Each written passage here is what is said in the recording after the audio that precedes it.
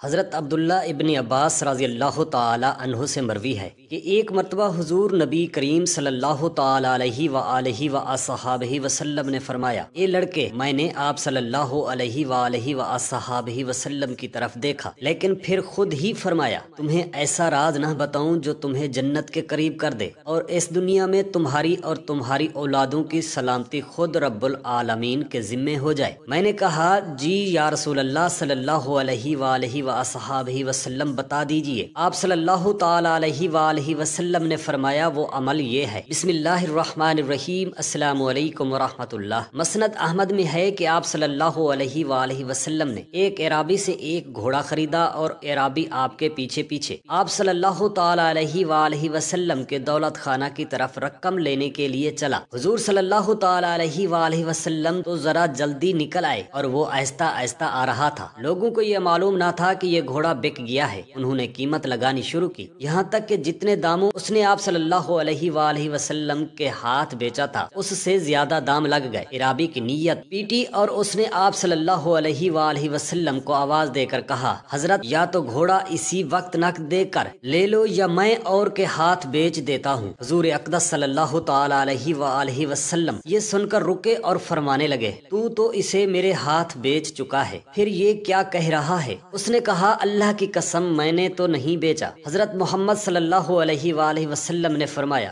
غلط کہتا ہے، میرے تیرے درمیان معاملہ طے ہو چکا ہے، اب لوگ ادھر ادھر سے بیچ میں بولنے لگے ہیں۔ اس گنوار نے کہا، اچھا تو گواہ لائیے کہ میں نے آپ کے ہاتھ یہ گھوڑا بیچ دیا۔ مسلمانوں نے ہر چند کہا کہ اے بدبخت، آپ صلی اللہ علیہ وآلہ وسلم تو اللہ کے پیغمبر ہیں، آپ صلی اللہ علیہ وآلہ وسلم کی زبان سے تو حق ہی نکلتا ہے، وہ یہی کہے چلا جائے کہ لاؤ گواہ پیش کرو۔ اتنے میں حضرت خزیمہ آ گئے اور اعرابی کے اس قول کو سن کر فرمانے لگے کہ میں گواہی دیتا ہوں کہ تو نے بیچ دیا ہے اور حضرت صلی اللہ علیہ وآلہ وسلم کے ہاتھ تو فروخت کر چکا ہے۔ آپ صلی اللہ علیہ وآلہ وصحابہ وسلم نے فرمایا، تو کیسے شہادت دے رہا ہے؟ حضرت خزیمہ نے فرمایا، آپ صلی اللہ تعالی علیہ وآلہ وسلم کی تصدیق اور سچائی کی بنیاد پر یہ شہادت ہی۔ چنانچہ آپ صلی اللہ علیہ وآلہ وسلم نے فرمایا کہ آج سے حضرت خزیمہ کی گواہی دو گواہوں کے برابر ہے۔ بس اس حدیث سے خرید و فروخت پر گواہی دو گواہوں کی ضرورت نہ رہی، لیکن احتیاط اسی میں ہے کہ تجارت پر بھی دو گواہ ہوں، کیونکہ ابن مردویہ اور حاکم میں ہے کہ 3 شخص ہیں جو اللہ تعالی سے دعا کرتے ہیں لیکن ان کی دعا قبول نہیں کی جاتی۔ ایک تو وہ کہ جس کے گھر میں بد اخلاق عورت ہو اور وہ اسے بد ہو اور وہ طلاق نہ دے، دوسرا وہ شخص جو کہ یتیم کا مال اس کی بلوغت کے پہلے، تیسرا وہ شخص جو کسی کو مال قرض دے اور گواہ نہ رکھے۔ حضرت عبد الرحمن بن ابو بکر صدیق رضی اللہ تعالی عنہ کا فرمان ہے کہ ایک مرتبہ حضرت ابو بکر صدیق رضی اللہ تعالی عنہ کی بارگاہ رسالت کے 3 مہمانوں کو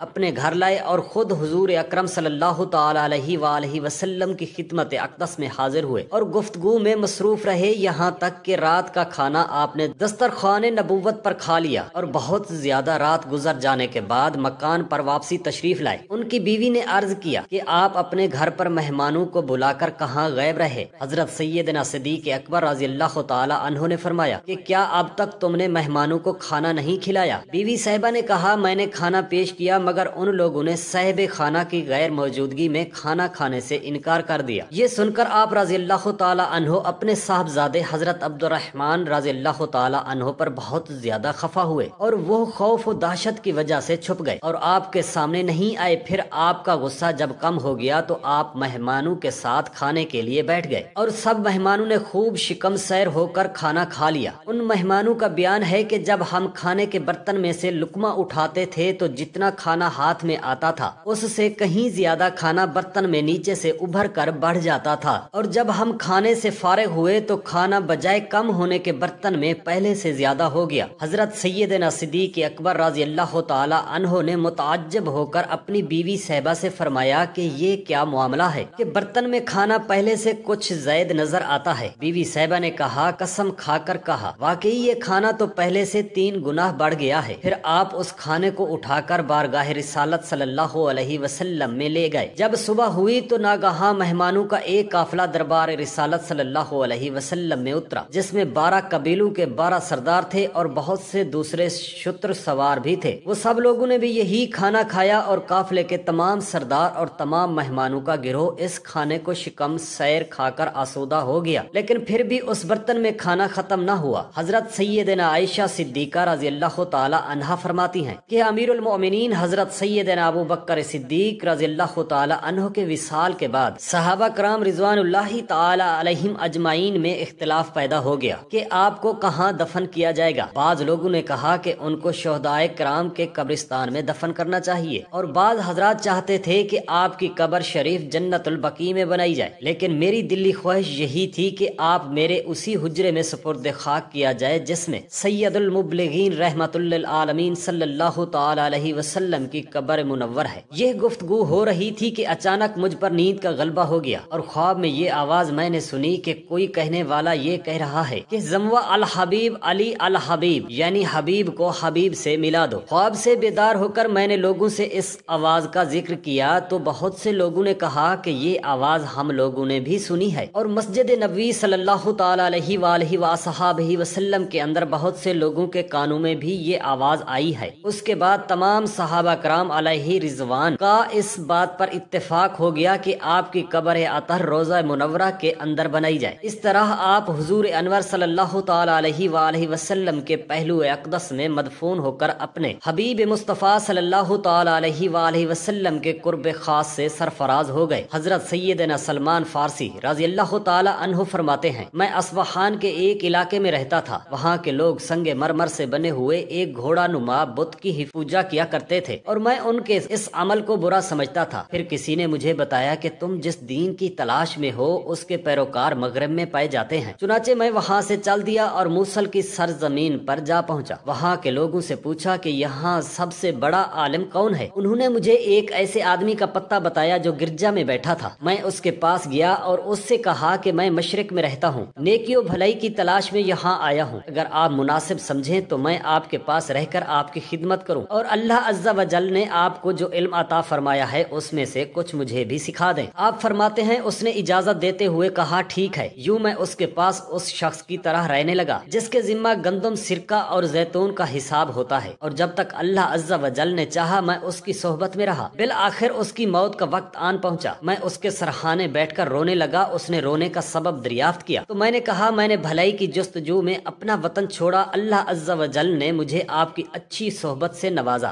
آپ نے مجھے اللہ عز و جل کے عطا کردہ علوم سکھائے، اب آپ وفات پا رہے ہیں، میں آپ کے بعد کہاں جاؤں گا؟ اس نے کہا فلاں جگہ میرا ایک بھائی رہتا ہے، وہ حق پر ہے، جب میں مر جاؤں تو تم اس کے پاس جانا، اسے میرا سلام کہنا اور بتانا کہ میں نے تمہیں اس کی صحبت اختیار کرنے کی وصیت کی ہے۔ آپ رضی اللہ تعالی عنہ فرماتے ہیں جب اس کا انتقال ہو گیا تو میں وہاں سے اٹھا اور اس کے بتائے ہوئے آدمی کے پاس جا پہنچا۔ وہاں ان کے پاس پہنچ کر اسے بتایا کہ آپ کے فلاں بھائی نے آپ کو سلام کہا ہے۔ اس نے سلام کا جواب دیا، پھر پوچھا اسے کیا ہوا؟ میں نے کہا اس کا انتقال ہو چکا ہے۔ پھر میں نے اسے اپنا سارا قصہ سنایا اور کہا کہ انہوں نے مجھے آپ کی صحبت میں رہنے کی وصیت کی ہے، اس نے مجھے ساتھ رہنے کی اجازت دے دی اور میرے ساتھ اچھا برتاؤ کیا، اور اب میں پہلے ہی کی طرح اس کے یہاں رہنے لگا۔ جب اس کی موت کا وقت قریب آیا تو میں نے اس کے سرحانے بیٹھ کر رونے لگا۔ اس نے رونے کی وجہ پوچھی تو میں نے کہا میں نے اپنا وطن چھوڑا، پس اللہ عز و جل نے مجھے فلاں کی صحبت عطا فرمائی، انہوں نے اچھا ساتھ نبھایا اور ان اللہ عز و جل کے عطا کردہ علوم سے فیض یاب کیا، اور جب ان کی وفات کا وقت قریب آیا تو انہوں نے مجھے آپ کا پتہ بتایا، آپ نے بھی میرے ساتھ اچھا سلوک کیا اور اللہ تعالی عز و جل کے عطا کردہ علوم میں سے مجھے سکھایا، اور اب آپ بھی دنیا سے جا رہے ہیں تو میں کہاں جاؤں گا؟ اس نے کہا ملک کے روم میں میرا ایک بھائی رہتا ہے، وہ حق پر ہے، اس کے پاس جا کر میرا سلام کہنا اور بتانا کہ میں نے تمہیں اس کے پاس رہنے کا حکم دیا ہے۔ حضرت سیدنا ابن عباس رضی اللہ تعالی عنہما فرماتے ہیں کہ رسول اکرم صلی اللہ تعالی علیہ وآلہ وصحبہ وسلم نے مجھ سے ارشاد فرمایا، اے لڑکے میں تمہیں ایسی باتیں نہ بتاؤں جن سے اللہ تعالیٰ تمہیں نفع بخشے؟ پھر خود ہی ارشاد فرمایا حقوق اللہ کی حفاظت کرو، اللہ تمہاری اور تمہاری اولادوں کی حفاظت فرمائے گا۔ حقوق اللہ کی حفاظت کروانا حق تعالیٰ کو اپنے سامنے پاؤ گے۔ فراخی و خوشحالی میں اللہ تعالیٰ کو یاد کرو، وہ سختی و شدت میں تمہیں یاد رکھے گا۔ جب سوال کرو تو حق تعالیٰ سے کرو، اور جب مدد مانگو تو رب العالمین سے مانگو۔ قیامت تک جو کچھ ہونے والا ہے قلم اسے لکھ کر خشک ہو چکا ہے، اور جو چیز اللہ تعالیٰ جل شانہ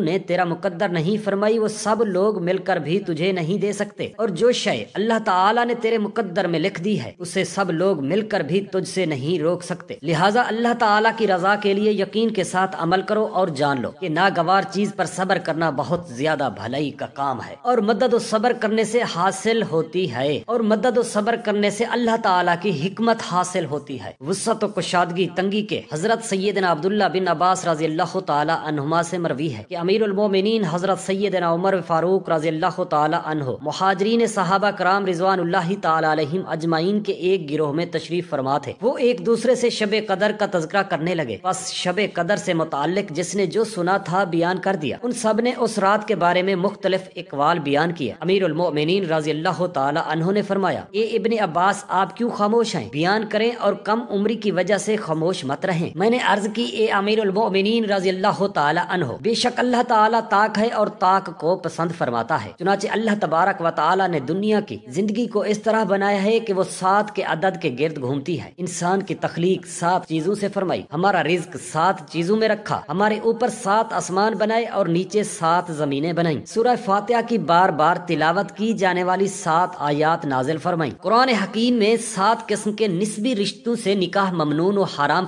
ٹھہرایا ہے۔ قرآن کریم میں وراثت کو 7 قسم کے ورثاء کے لیے بیان فرمایا ہے۔ ہم سجدہ بھی 7 اعضاء پر کرتے ہیں۔ حضور نبی اکرم صلی اللہ تعالی علیہ وآلہ وصحبہ وسلم نے طواف کعبہ کے 7 پھیرے لگائے، صفا و مروہ کے درمیان سعی کے 7 چکر لگائے، اور جمعرات کی رمی بھی 7 کنکریوں سے فرمائی۔ ان اللہ تعالی جل شانہ کے حکم کو بجا لانے کے لیے جو اس نے اپنی کتاب میں فرمایا ہے، لہذا میرا خیال ہے کہ لیلۃ القدر بھی رمضان المبارک کی آخری 7 راتوں میں ہوتی ہے۔ واللہ عالم، یعنی حضرت سیدنا عبداللہ بن عباس رضی اللہ تعالی عنہما سے مروی ہے کہ امیر المومنین حضرت سیدنا عمر فاروق رضی اللہ تعالی عنہ مہاجرین صحابہ کرام رضوان اللہ تعالی علیہم اجمعین کے ایک گروہ میں تشریف فرما تھے۔ وہ ایک دوسرے سے شب قدر کا تذکرہ کرنے لگے، بس شب قدر سے متعلق جس نے جو سنا تھا بیان کر دیا۔ ان سب اور اللہ عز و جل بہتر جانتا ہے۔ یہ سن کر امیر المومنین حضرت سیدنا عمر فاروق رضی اللہ تعالی عنہ بڑے حیران ہوئے اور فرمایا، اس لڑکے کی اعلیٰ صلاحیتوں کی کوئی مثال نہیں، اس کے سوا کسی نے اس فرمان مصطفیٰ صلی اللہ تعالی علیہ وآلہ وصحبہ وسلم میں میری موافقت کسی نے نہ کی۔ ہماری اللہ تعالی سے دست ادب، گریہ وزاری، انکساری، عاجزی سے دعا کرتے ہیں، اللہ رب العالمین میرے تمام مسلمان بہن بھائیوں کے بچوں کو اپنے سائے میں رکھے اور ان کی حفاظت فرمائے، آمین یا رب العالمین۔ جزاک اللہ خیرا کثیرا۔